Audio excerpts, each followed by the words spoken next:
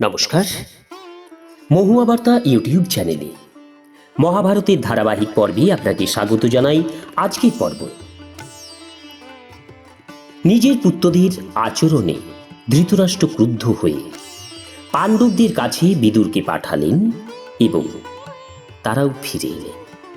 চ্যানেলে যারা নতুন তাদের অনুরোধ জানাবো চ্যানেলটি সাবস্ক্রাইব করে মহাভারতের ধারাবাহিক পর্বগুলি শ্রবণ করুন। আসুন আজকের পর্ব শুরু করি। বৈশম্পায়ন বললেন, জন্মেজয়, পাণ্ডবরা বনে যাওয়ার পর প্রজ্ঞাচক্ষু ধৃতরাষ্ট্রের চিত্তে অত্যন্ত উদ্বিগ্ন ভাব এবং অন্তর্দাহ শুরু হল।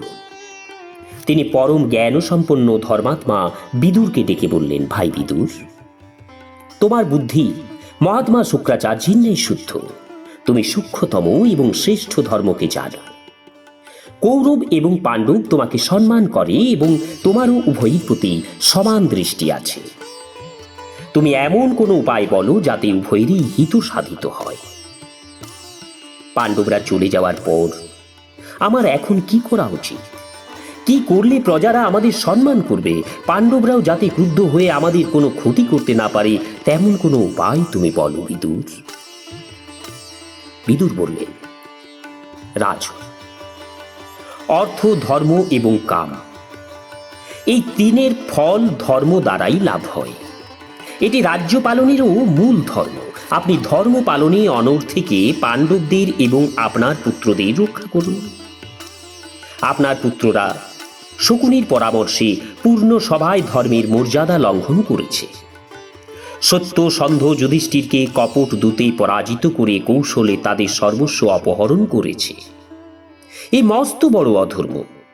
আমার দৃষ্টিতে এটি নিবারণের একটিমাত্র উপায় আছে, যা করলে আপনার পুত্ররা পাপ এবং কলঙ্ক থেকে মুক্তি পেয়ে প্রতিষ্ঠা লাভ করবে। সেই উপায় হল পাণ্ডবদের যা কিছু কেড়ে নেওয়া হয়েছে তা ওদের ফিরিয়ে দেওয়া। রাজার পরম ধর্ম হল নিজের যা আছে তাতে সন্তুষ্ট থাকা, অন্যের কিছুতে লোভ না করা। আমি যে উপায় বললাম তাতে আপনার লাঞ্ছনা দূর হবে, ভাই ভাইকে বিবাদ হবে না এবং অধর্মও হবে না। আপনার কাছে এই কাজটি সর্বাগ্রে প্রয়োজন যে আপনি পাণ্ডবদের সন্তুষ্ট করুন এবং শকুনিকে তিরস্কার করুন।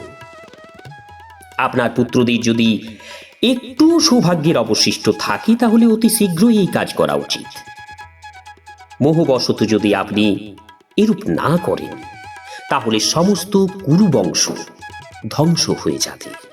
আপনার পুত্র দুর্যোধন যদি খুশি মনে পাণ্ডবদের সঙ্গে থাকতে রাজি হয় তাহলে ঠিক আছে, নাহলে পরিবার এবং প্রজাদের সুখের জন্য তাকে বন্দী করে যুধিষ্ঠিরকে রাজ সিংহাসনে প্রতিষ্ঠিত করুন। যুধিষ্ঠিরের হৃদয়ে কারো প্রতি রাগ, আসক্তি বা দেশ নেই, তাই তিনি ধর্ম অনুসারে পৃথিবী শাসন করার যোগ্য। আমরা যদি মিলেমিশে থাকতে পারি তাহলে পৃথিবীর সমস্ত রাজাই আমাদের অনুগত হয়ে সেবা করার জন্য উপস্থিত থাকবে। দুঃশাসন পরিপূর্ণ সভায় ভীম এবং দ্রৌপদীর কাছে ক্ষমা প্রার্থনা করুন। আপনি সান্ত্বনা দিয়ে যুধিষ্ঠিরকে রাজ সিংহাসনে বসান। আর কি বলবো, আপনি এটুকু করলেই কৃতকৃত্য হয়ে যাবে। ধৃতরাষ্ট্র বললেন, বিদুর, এ তুমি কি বলছো? তুমি পাণ্ডবদের ভালো চাইছো আর আমার পুত্রদের কথা ভাবছো না? তোমার কথা আমার ভালো মনে হচ্ছে না। তুমি বারবার পাণ্ডবদের পক্ষেই কথা বলছো। ওদের জন্য আমি আমার পুত্রদের কি করে ত্যাগ করব বলো? বিদুর, আমি তোমাকে এত সম্মান করি আর সেই তুমি আমার পুত্রদের অহিত চাইছো? আমার আর তোমাকে কোনো প্রয়োজন নেই। তোমার ইচ্ছা হলে তুমি এখানে থাকতে পারো অথবা চলে যেতেও পারো। এই বলে ধৃতরাষ্ট্র তাড়াতাড়ি উঠে পড়লেন এবং সঙ্গে সঙ্গেই অন্দরমহলে চলে গেলেন। ধৃতরাষ্ট্রের এই দশা দেখে বিদুর বললেন, কৌরবকুলের ধ্বংস এবার অবশ্যম্ভাবী। এই বলে তিনি পাণ্ডবদের সঙ্গে দেখা করবার জন্য রওনা হলেন। বিদুরের মনে তো এমনিতেই পাণ্ডবদের সঙ্গে দেখা করার ইচ্ছা সর্বদাই থাকত। আজ ধৃতরাষ্ট্রের ব্যবহারে তা পূর্ণ করার অবকাশ পেয়ে তিনি একটি রথে করে কাম্যক বনের দিকে যাত্রা করলেন। তার রথের দ্রুতগামী ঘোড়াগুলি অতি সত্বর তাকে সেখানে পৌঁছিয়ে দিল। সেই সময় যুধিষ্ঠির ব্রাহ্মণাদি দ্রৌপদী ও ভ্রাতাদের সমভিব্যাহারে বসেছিলেন। তারা দেখলেন বিদুর তাদের কাছে আসছে। যুধিষ্ঠির ভীমকে বললেন, ভাই, জানি না মহাত্মা বিদুর এবারে এখানে এসে আমাদের কি বলবেন। পাণ্ডবরা উঠে বিদুরকে স্বাগত জানালেন, তাকে আদর আপ্যায়ন করলেন। বিদুরও সকলের সঙ্গে দেখা করলেন। বিশ্রামের পর পাণ্ডবরা তাকে এখানে আসার কারণ জিজ্ঞাসা করলেন। তখন তিনি ধৃতরাষ্ট্রের ব্যবহারের কথা বললেন। এরপর কুশল প্রশ্ন শেষ হলে বিদুর বললেন, ধর্মরাজ, আমি তোমাকে একটি বড় কাজের কথা বলছি। শত্রু দুঃখ দিলেও যে ব্যক্তি তাকে ক্ষমা করে এবং উন্নতির সুযোগের অপেক্ষায় থাকে, তৎসহ নিজ শক্তি এবং জনবল বৃদ্ধি করতে থাকে, সেই পৃথিবীর রাজা হয়। যে ব্যক্তি নিজেদের ভাইদের আলাদা করে দেয় না, একসঙ্গে মিলেমিশে থাকে, আপদ বিপদ মিলেমিশে সহ্য করে এবং প্রতিরোধ করে, পরিণামে সে লাভবান হয়। তাই ভাইদের কখনো আলাদা করে দিতে নেই। ভাইদের সঙ্গে সত্য এবং গুরুত্বপূর্ণ সকল বিষয়ে আলোচনা করা উচিত। এমন ব্যবহার করা উচিত নয় যাতে তাদের মনে কোনো সন্দেহ জাগে। যা নিজে খাবে তা ভাইদের নিয়ে একসঙ্গে খাওয়া উচিত।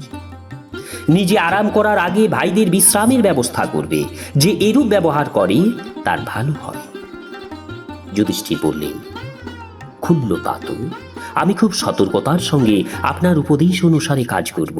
আর আপনি আমাদের অবস্থা এবং পরিস্থিতি অনুসারে যা ঠিক বলে মনে করেন তা বলুন, আমরা আপনার নির্দেশ পালন করব। জন্মেজয়। এদিকে বিদুর হস্তিনাপুর ছেড়ে পাণ্ডবদের কাছে চলে যাওয়ায় ধৃতরাষ্ট্রের মনে বড় অনুতাপ হল।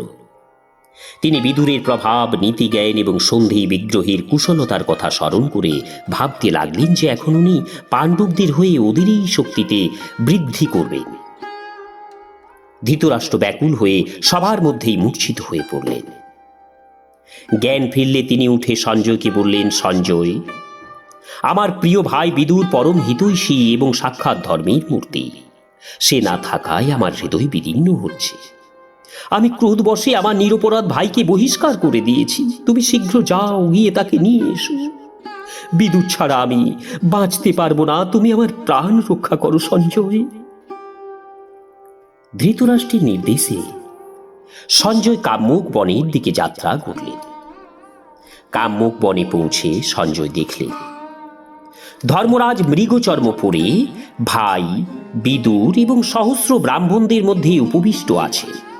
সঞ্জয় তাদের প্রণাম করলে সবাই তাকে যথাযোগ্য আপ্যায়ন করলেন। বিশ্রাম এবং কুশল প্রশ্নাদির পরে সঞ্জয় তার আসার কারণ ব্যক্ত করে বললেন, মহাত্মা বিদুর, রাজা ধৃতরাষ্ট্র আপনাকে স্মরণ করেছেন। আপনি হস্তিনাপুরে গিয়ে তার সঙ্গে দেখা করে তার প্রাণ রক্ষা করুন। মহাত্মা বিদুর সঞ্জয়ের কথায় পাণ্ডবদের কাছ থেকে বিদায় নিয়ে হস্তিনাপুরে ফিরে এলেন।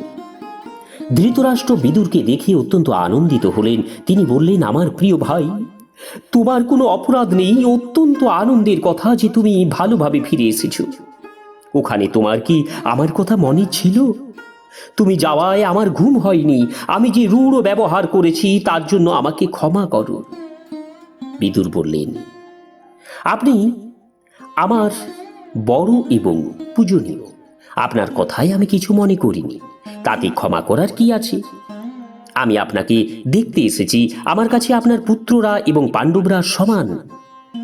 পাণ্ডবদের অসহায় দেখে স্বভাবতই ওদের সাহায্য করার কথা আমার মনে হয়েছে।